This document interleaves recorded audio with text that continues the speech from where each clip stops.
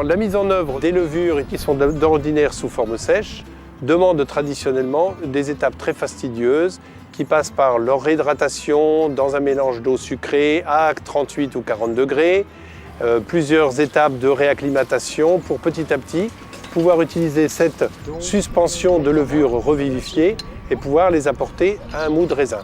C'est une étape cruciale pour la vinification moderne. Elle est rarement réalisée dans des conditions optimales. Nous avons donc développé le mélangeur et nous avons développé une recette spéciale de production de nos levures pour permettre leur addition directe dans un mou de raisin, quelle que soit la température du raisin, quelle que soit la concentration en sucre ou en acidité de ce mou de raisin. Chaque gramme contient de 15 à 30 milliards de micro-organismes vivants, mais qui sont stockés sous forme sèche. Cette machine elle est mobile.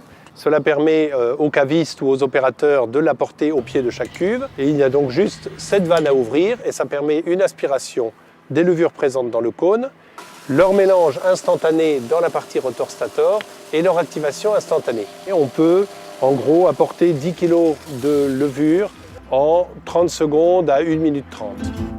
C'est plus qu'une révolution pour moi. Je suis d'une génération d'œnologues à qui on a appris, réappris l'importance de la réhydratation et l'importance de cette étape de manière à mener à bien les fermentations alcooliques.